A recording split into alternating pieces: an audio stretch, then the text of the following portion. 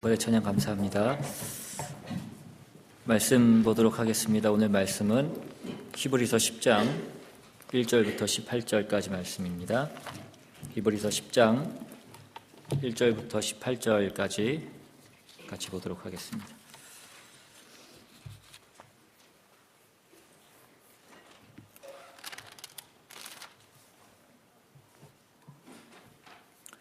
우리 다 찾으셨으면 한 절씩 교독해서 읽겠습니다. 제가 먼저 읽습니다. 율법은 장차 올 좋은 일의 그림자일 뿐이요 참 형상이 아니므로 해마다 늘 드리는 같은 제사로는 나오는 자들을 언제나 온전하게 할 수 없느니라. 그렇지 않으면 섬기는 자들이 단번에 정결하게 되어 다시 죄를 깨닫는 일이 없으리니 어찌 제사 드리는 일을 그치지 아니하였으리요. 그러나 이 제사들에는 해마다 죄를 기억하게 하는 것이 있나니 이는 황소와 염소의 피가 능히 죄를 없애지 못하리라.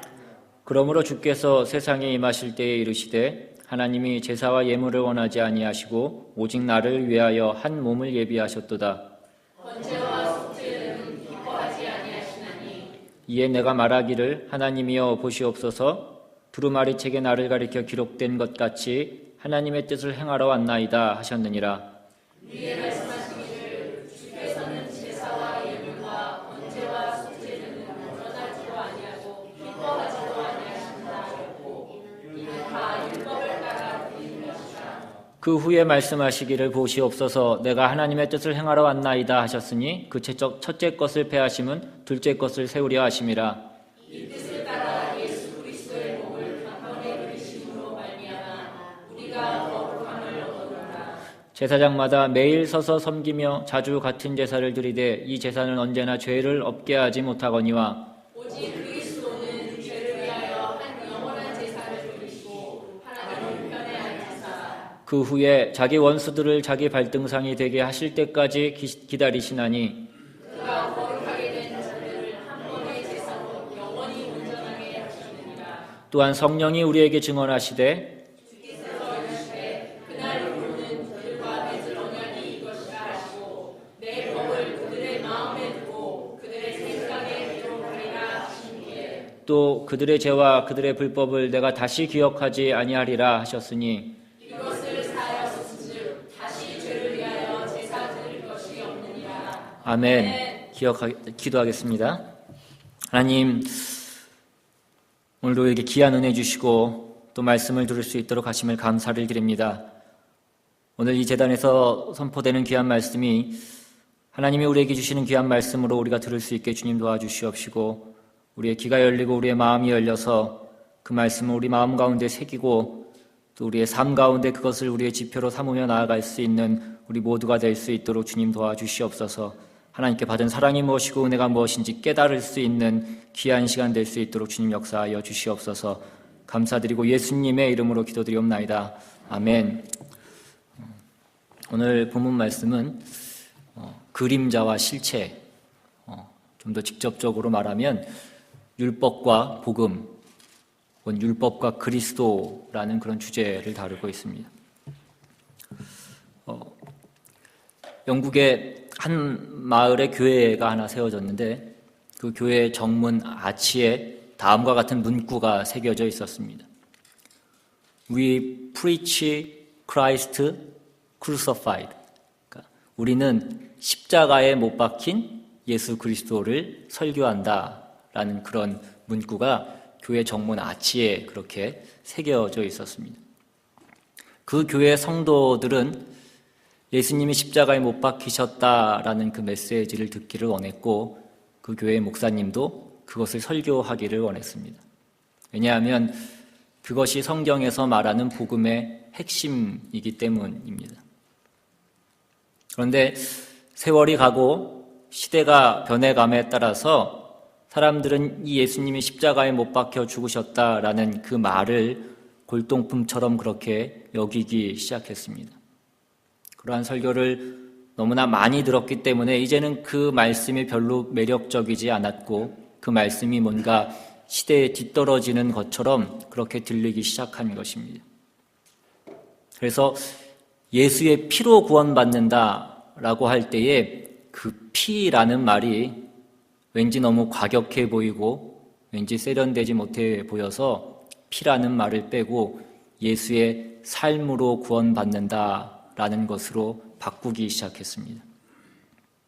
그런데 어느 날 보니까 교회 정문에 새겨놓았던 우리는 십자가에 못 박힌 예수 그리스도를 설교한다라는 그 문구 중에 교회 정문 옆에 있던 그 담쟁이 넝쿨이 자라기 시작하면서 그 크루서파이드라는 그 문구를 그 담쟁이 넝쿨이 가려버린 것입니다.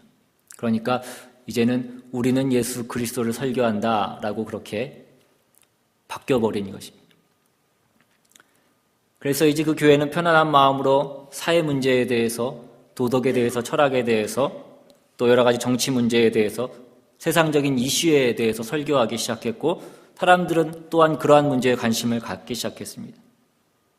성경의 핵심적인 메시지가 타협하기 시작한 것입니다. 그리고 그 넝쿨은 계속해서 자라서 나중에는 크라이스트라는 그 문구까지 가려버리게 되었습니다.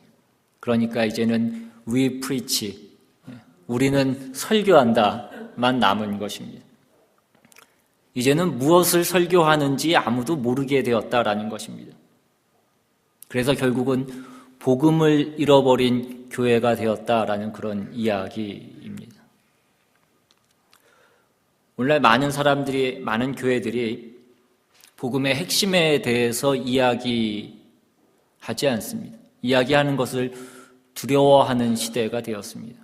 그것을 얘기하면 왠지 굉장히 촌스러워 보이고 시대에 맞지 않는 것처럼 보이기 때문인 것입니다.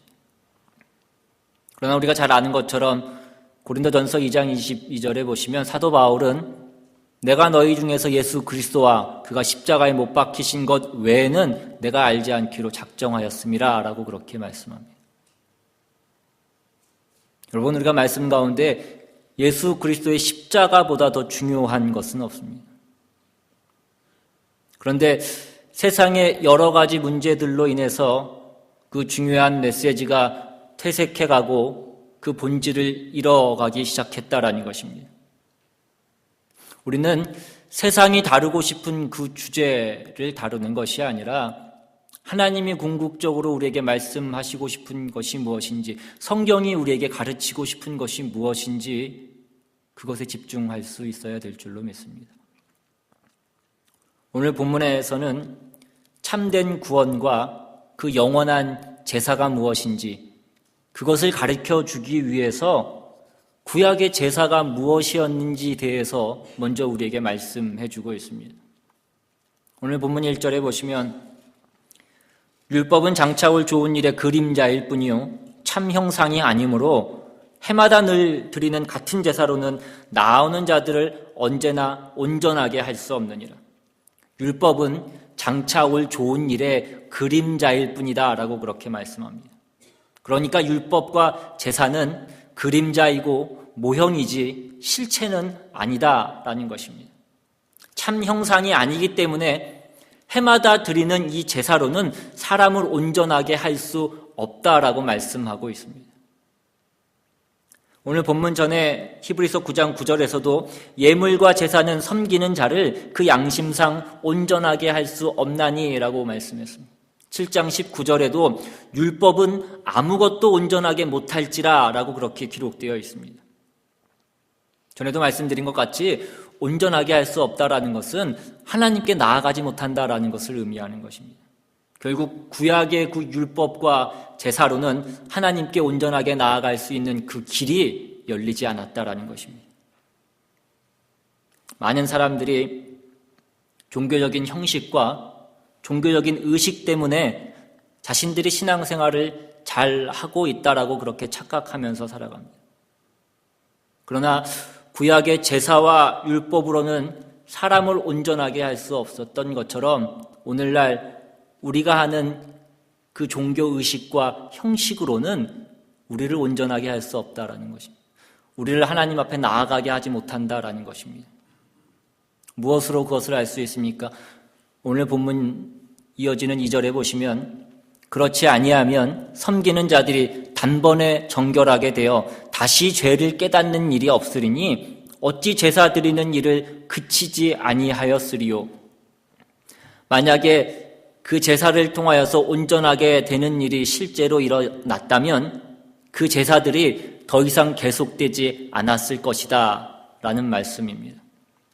율법이 정하는 그 제사가 정말로 효력이 있었다면 예배로 나오는 자들을 정결하게 했을 것이고 더 이상 그 사람들은 자신의 죄로 인해서 그 죄의식 가운데 시달리면서 매해 똑같은 제사를 반복하지는 않았을 것이다 라는 그런 말씀입니다. 3절에 보시면 그러나 이 제사들에는 해마다 죄를 기억하게 하는 것이 있나니 그 구약의 제사는 죄로부터 사람을 깨끗하게 하고 정결하게 했던 것이 아니라 사람들에게 그들의 죄를 생각나게 했다라는 것입니다. 그래서 해마다 그 제사를 반복해야만 됐던 것입니다. 4절에 이는 황소와 염소의 피가 능히 죄를 없이 하지 못함이라. 결론은 짐승의 피로는 죄를 없이 하지 못한다라는 것입니다. 여러분, 구약의 이 제사라고 하는 것은 형식적이고 상징적인 것이었습니다.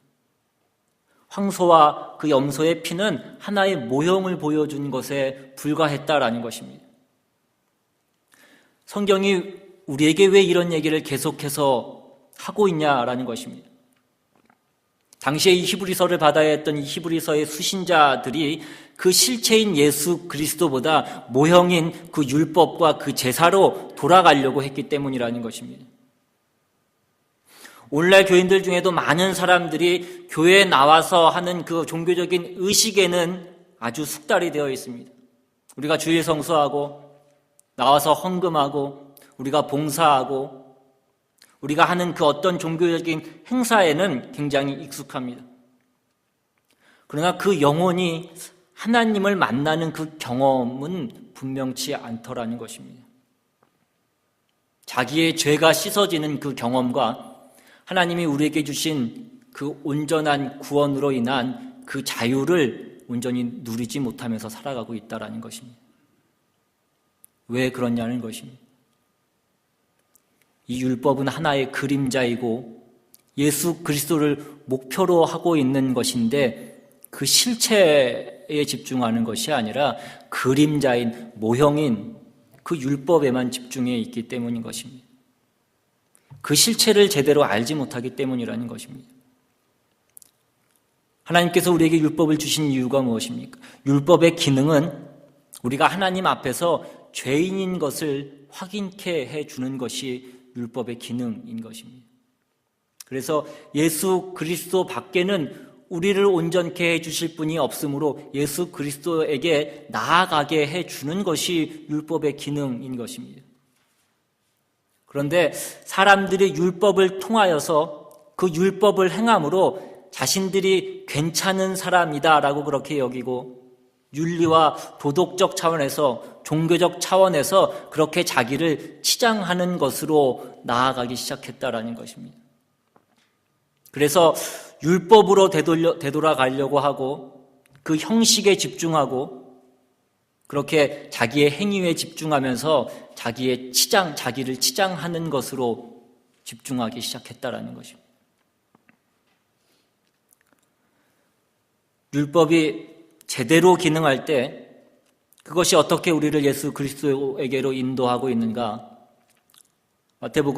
로마서 7장에 보시면 7절 이하에 그런즉 우리가 무슨 말을 하리요? 율법이 죄냐? 그럴 수 없느니라. 율법으로 말미암지 않고는 내가 죄를 알지 못하였으니 곧 율법이 탐내지 말라 하지 아니하였더라면 내가 탐심을 알지 못하였으리라.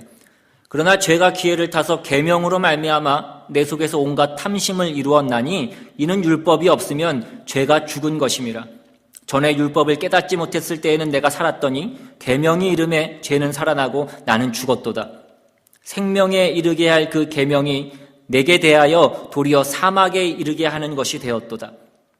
죄가 기회를 타서 계명으로 말미암아 나를 속이고 그것으로 나를 죽였는지라. 이로 보건대 율법은 거룩하고 계명도 거룩하고 의로우며 선하도다. 그런즉 선한 것이 내게 사망이 되었느냐? 그럴 수 없느니라. 오직 죄가 죄로 드러나기 위하여 선한 그것으로 말미암아 나를 죽게 만들었으니 이는 계명으로 말미암아 죄로 심히 죄되게 하려 함이라. 우리가 율법은 신령한 줄 알거니와 나는 육신에 속하여 죄 아래에 팔렸도다. 무엇을 말씀합니까? 율법의 기능은 우리가 죄인인 것을 자각하게 해주는 것에 그 기능이 있다는 것입니다. 여러분, 우리는 보통 우리가 몰라서 죄를 짓는다라고 그렇게 생각합니다. 우리가 그래서 알면 우리가 죄 짓지 않는다라고 그렇게 얘기합니다. 그 얘기의 근본에는 사람들이 선하다라는 것에 그 근본을 두고 있습니다. 그러나 성경의 지적은 인간이 죄를 몰라서 짓는 것이 아니라 알아도 짓는다는 것입니다. 좀 전에 읽은 그 로마서 7장 9절에 보시면 전에 율법을 깨닫지 못했을 때에는 내가 살았더니 계명이 이름에 죄는 살아나고 나는 죽었도다. 계명이 이르자 그 계명으로 말미암아서 죄에 대한 경각심을 갖고 한 기준을 갖게 되는 것이 아니라 하지 말라라고 하는 그것이 우리 안에 있던 그 본성에 있던 그 죄를 도발시키더라는 것입니다. 하지 말라라고 그러니까 더 하고 싶더라는 것입니다. 여러분, 우리 자녀들이 잘 하는 말이 무엇입니까? 부모가 공부하라 그러면 안 그래도 막 공부하려고 그랬는데 공부하라 그러니까 공부하기 싫다라고, 하려고 그랬는데 공부하라고 그러니까 하기 싫다라고 그렇게 얘기합니다. 그런데 그러면 놀아라 그렇게 얘기하면 노는 게 싫어서 갑자기 공부하냐? 그렇지 않더라는 것입니다. 그러니까 거짓말이라는 것입니다. 우리가 죄와 무질서와 방탕으로 가는 것은 얼마든지 받아들이면서 핑계는 그렇게 갖다 대더라는 것입니다. 우리가 배우는 것이 뭐냐 하면 우리 속에 선한 것이 없더라는 것입니다. 인류가 근대에 들어와서 그 중세시대에는 다 사람들이 무지했고 알지 못했고, 그래서 암흑시대라고 얘기했던 그 중세시대를 지나서 사람들이 근대에 들어와서는 이제는 알아야겠다, 아는 것이 힘이다, 그래서 배우는 것에 힘을 쓰기 시작했습니다. 가르치는 것에 얼마나 힘을 썼는지 모릅니다. 그런데 그렇게 해서 어떻게 됐습니까? 죄가 사라졌냐? 그렇지 않다는, 죄가 오히려 더 교활해졌고 죄가 더 지식적이 됐다라는 것입니다. 옛날은 죽이고 훔치는 것이 죄였다면 오늘날에는 사기치고 그 죄와 죄 짓는 것이 점점 더 교활해지는 것으로 바뀌었다라는 것입니다. 그 죄인들이 인텔리가 됐지 그 악당들이 거룩해지지 않았다라는 것입니다. 우리라는 존재는 우리가 율법이라는 것을 통해서 확인해 보니까 내가 내 속에 그 죄를 좋아한다는 사실과 또 죄가 나를 주장한다는 그 사실을 확인케 되더라는 것입니다. 계명이 이르자 우리가 그 계명으로 인하여서 우리가 계몽되고 거룩해지고 거룩한 일에 힘이 생기는 것이 아니라 하지 말라라고 하는 그것에 우리가 더 도발되고 거부할 힘이 없는 죄악에 사로잡혀 가는 것을 우리가 보더라는 것입니다. 그래서 로마서 7장 마지막 부분에 보면 사도 바울이 뭐라고 얘기합니까? 오라 나는 곤고한 사람이로다. 누가 이 사망의 몸에서 나를 건져내랴 라고 그렇게 얘기하고 있는 것입니다.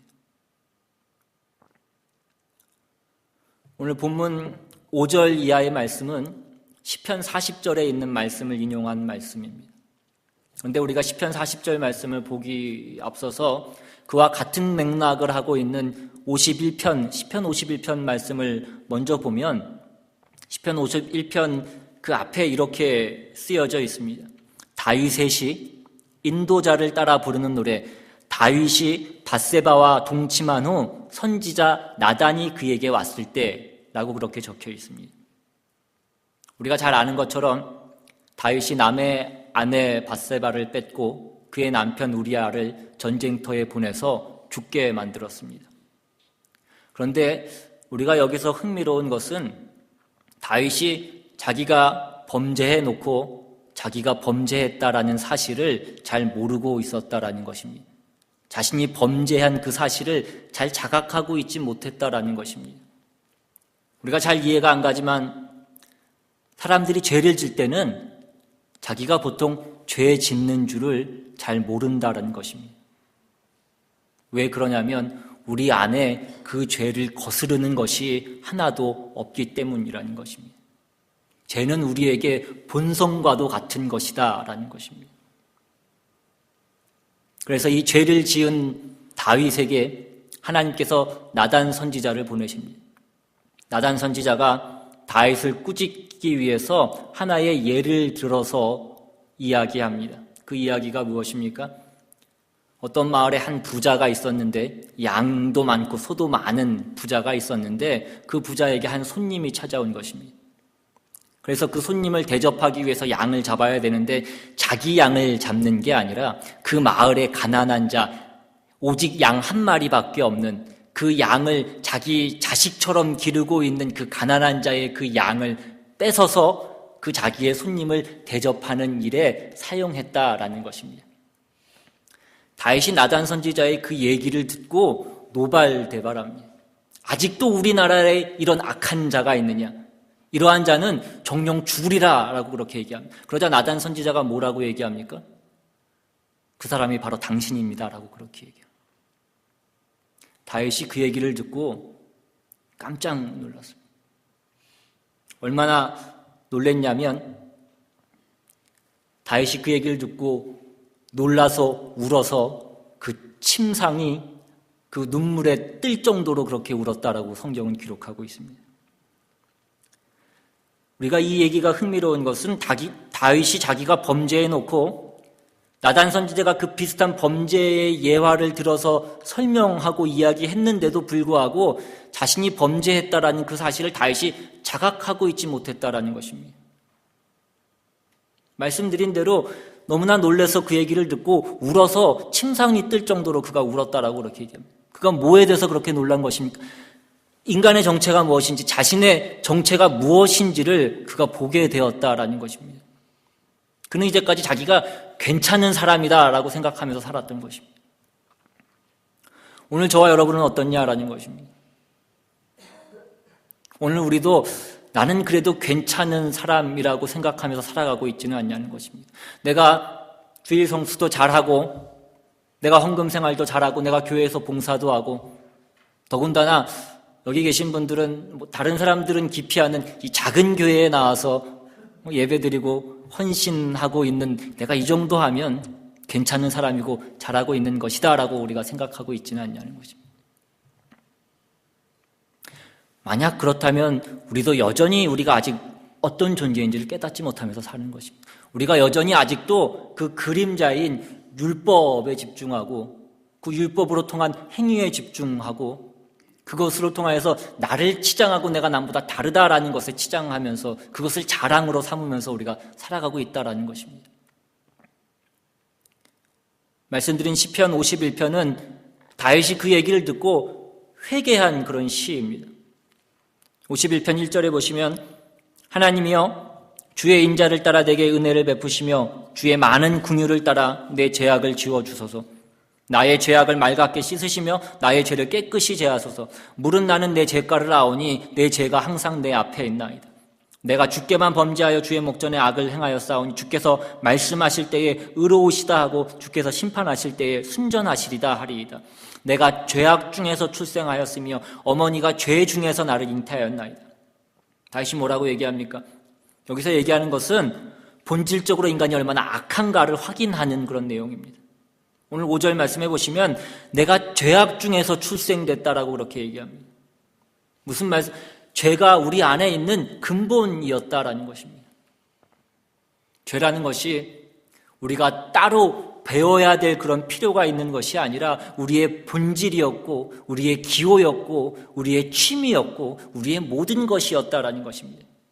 죄란 것이 어떤 악한 자, 어떤 무지한 자만 짓는 것이 아니고 어떤 특별한 상황, 어쩔 수 없는 상황에서만 어떻게 한번 짓는 것이 아니라 죄라는 것이 우리의 본질이었다라는 것입니다. 그래서 뭐라고 기도하냐면 51편 14절에 하나님이여 나의 구원의 하나님이여 피 흘린 죄에서 나를 건지소서. 내 혀가 주의 의를 높이 노래하리이다. 주여 내 입술을 열어주소서. 내 입이 주를 찬송하여 전파하리이다. 주께서는 제사를 기뻐하지 아니하시나니 그렇지 아니하면 내가 드렸을 것이라. 주는 번제를 기뻐하지 아니하시나이다. 하나님께서 구하시는 제사는 상한 심령이라. 하나님이여 상하고 통회하는 마음을 주께서 멸시하지 아니하시리라. 다윗이 배운 것이 이것입니다. 하나님 앞에 인간이 무슨 상 받을 만한 것을 가지고 하나님 앞에 나아갈 수 없다라는 것입니다. 그러니까 하나님이 구하시는 것은 제사가 아니라 상한 심령이다라고 그렇게 말하고 있는 것입니다. 그렇다면 제사는 무엇입니까? 우리가 하나님 앞에 서기에 얼마나 부족한 존재인가를 깨닫게 해주는 것이 제사인 것입니다.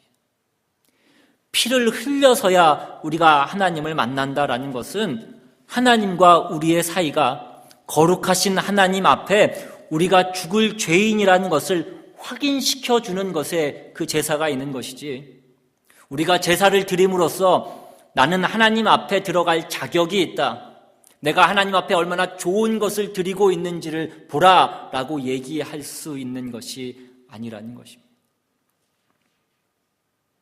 하나님이 구하시는 제사는 내가 얼마나 남다르냐가 아니라 상한 심령이라는 것입니다. 우리는 하나님 앞에서 은혜를 구하고 자비를 구하고 긍휼을 구하러 나가야 되는 것이지, 하나님 앞에 나는 저 사람과 다릅니다라고 나아갈 수 없다는 것입니다. 이것이 제사요 율법의 진정한 내용인 것입니다. 이것이 우리를 예수 그리스도에게로 인도한다라는 것입니다. 이것이 우리를 누구인가를 확인케 해주는 것이다라는 것입니다. 오늘 본문 5절, 6절 말씀에도 보면 그러므로 주께서 세상에 임하실 때에 이르시되 하나님이 제사와 예물을 원하지 아니하시고 오직 나를 위하여 한 몸을 예비하셨도다. 번제와 속죄제는 기뻐하지 아니하시나니 이에 내가 말하기를 하나님이여 보시옵소서 두루마리 책에 나를 가리켜 기록된 것 같이 하나님의 뜻을 행하러 왔나이다 하셨나이다. 여기 7절에 나오는 나는 예수 그리스도를 가리키는 것입니다. 하나님은 제사와 제물을 기뻐하지 아니하시며 번제와 속죄제를 요구하지 아니하신다라고 말씀합니다. 우리가 하나님께 갖고 나갈 무엇이 있는 것이 아니라 하나님이 이제 우리를 하나님의 자녀 삼기 위하여서, 우리를 복되게 하기 위하여서 하나님이 제물과 제사장을 준비하셨다라는 것입니다. 우리 안에 있는 종교성, 우리 안에 있는 도덕성, 우리 안에 있는 어떤 고상한 것으로 우리가 하나님 앞에 나아가는 것이 신앙이 아니고, 우리는 하나님 앞에 범죄한 죄인이고 하나님의 심판밖에는 기다릴 것이 없는데, 하나님께서 이 문제를 해결하시기 위해서 그 메시아를, 예수 그리스도를 예비해 놓으셨다라는 것입니다. 그런데 우리가 어떻게 다시 그 율법으로 돌아갈 수 있겠냐라는 것입니다. 우리가 어떻게 다시 내가 한 행위를 자랑 삼아서 나아갈 수 있겠냐라는 것입니다.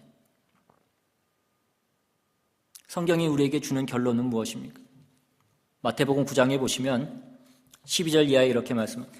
예수께서 들으시고 이르시되 건강한 자에게는 의사가 쓸데없고 병든 자에게라야 쓸데있느니라. 너희는 가서 내가 긍휼을 원하고 제사를 원하지 아니하노라 하신 뜻이 무엇인지 배우라. 나는 의인을 부르러 온 것이 아니요 죄인을 부르러 왔노라 하시니라. 오늘 우리가 살펴본 말씀과 정확하게 같은 맥락의 말씀입니다. 주님은 제사를 원하지 않고 긍휼을 원하신다라는 것입니다. 예수 그리스도가 왜 오셨냐는 것입니다. 하나님의 자비와 긍휼로 오셨다라는 것입니다. 우리가 하나님 앞에 다른 것으로는 하나님과 화목할 방법이 없기 때문에 예수 그리스도가 오셨다라는 것입니다. 하나님의 긍휼과 자비 밖에는 하나님의 자녀라는 이 자리, 하나님의 맹렬한 진노를 피할 수 있는 이 복된 자리에 설 수 없기 때문이라는 것입니다. 우리는 하나님의 자비와 긍휼이 필요한 존재라는 것을 알아야만 되는 것입니다. 하나님이 우리에게 그 은혜와 자비를 베푸사 예수 그리스도를 보내셨다라는 것을 우리가 알아야 된다라는 것입니다. 그래서 우리의 신앙생활은 감사인 것입니다. 은혜를 입은 자, 하나님의 자녀된 자로서 감사만 있는 것입니다. 그러니까 율법으로 돌아가는 건 이 신앙이 자기 증명인 것입니다. 난 너와 다르다라고 얘기하는 것입니다. 여러분, 자랑으로 가는 자는 신앙이 무엇인지 모르는 것입니다. 그래서 교회 안에서는 궁극적으로 자랑과 심판은 있을 수 없습니다. 감사와 용서밖에 없는 것입니다. 우리가 하나님 앞에서 받은 것이 무엇인 줄 안다면 그것이 감사로 나오고, 우리가 감사가 있다면 세상이 우리를 향하여서 무엇이라고 하든지 간에 우리는 상관치 않을 수 있다는 것입니다. 그런데 우리의 문제는 무엇입니까? 하나님 앞에서 하나님과 우리의 문제를 해결하기보다 세상 앞에서 내가 무엇인가를 드러내기 원하고 자랑이 되기를 원하는 것이, 우리의 자존심을 세우기 원하는 것이 우리의 문제라는 것입니다. 그래서 신앙도 예수 믿은 것이 세상적으로 좀 확인이 됐으면 좋겠다라는 것입니다. 내 정당한 신앙과 우리가 하나님으로부터 은혜를 받은 것, 그 사랑을 받은 것이 세상적으로도 형통하고 잘 되어서 그것이 증명되었으면 좋겠다라는 것입니다. 여러분, 이것은 어리석은 생각인 것입니다. 이것은 잘못 가는 것입니다. 우리는 하나님의 긍휼과 자비로 가는 것입니다. 이미 우리 모두가 다 받은 것입니다. 근데 뭘 자꾸 하나님께 더 달라라고 그렇게 얘기하냐라는 것입니다. 뭘 자꾸 우리의 자존심을 채워달라라고 그렇게 얘기하냐는 것입니다. 여러분, 그것은 신앙이 아닌 것입니다. 우리가 얻은 구원, 기독교가 핵심으로 하고 있는 내용이 무엇이냐면, 우리는 예수 그리스도 때문에 구원을 얻었고 이 자리에 와 있다라는 것입니다. 그것은 율법으로는 안 된다라는 것입니다. 이 신앙을 확인하는 데 있어서 가장 중요한 기준이 무엇이냐면, 지금 내가 와 있는 이 위치에 대하여서 내가 자랑이 있느냐 아니면 감사가 있느냐 하는 것입니다. 내가 자랑하고 싶으냐 아니면 감사하고 싶으냐 하는 것입니다. 자랑은 무엇입니까? 근본적으로 나는 너와 다르다라는 것입니다. 세상은 끊임없이 이 경쟁을 하는 것입니다. 자랑의 경쟁을 하는 것입니다. 자존심을 세우고 나는 너와 다르다라는 것을 얘기하는 것입니다. 그것이 권력으로든 지식으로든 생긴 거로든 그 어떤 무엇으로든 나는 너와 다르다를 주장하고 싶은 것입니다. 그러나 우리는 그렇지 않다라는 것입니다. 우리는 자랑이 아니라 감사인 것입니다. 하나님이 우리를 꺼내주셨고 하나님이 우리에게 은혜를 베풀어 주신 것입니다. 아직도 우리에게 자랑이 있다면 우리는 예수 그리스도로 말미암아서 우리가 구원을 받았다는 것이 무엇인지를 이해하지 못하는 것입니다. 감사가 있어야만 우리는 비로소 예수 그리스도로 구원받은 것이 무엇인지를 이해하기 시작한 것입니다. 고린도전서 1장 26절 이하의 말씀 보시면, 형제들아 너희를 부르심을 보라. 육체를 따라 지혜로운 자가 많지 아니하며 능한 자가 많지 아니하며 문벌 좋은 자가 많지 아니하도다.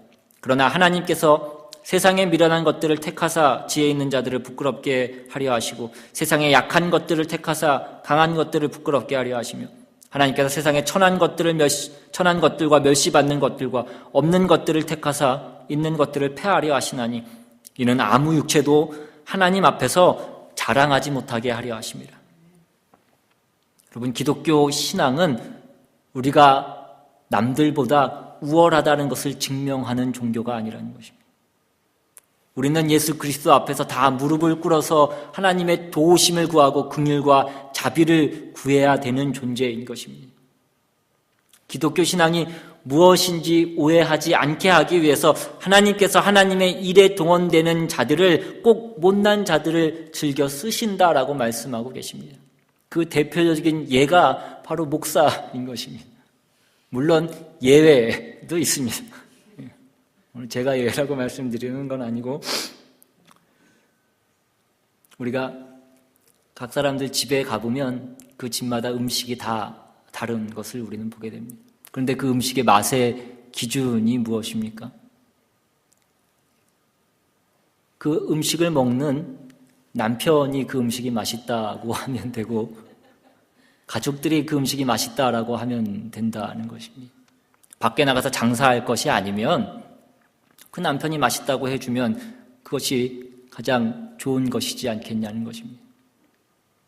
여기 계신 우리 자매님들 헤어스타일이 다 다른데 어떤 것이 제일 좋냐라고 물으면 남편이 이쁘다 그러면 그것이 가장 좋은 것이지 않겠냐는 것입니다.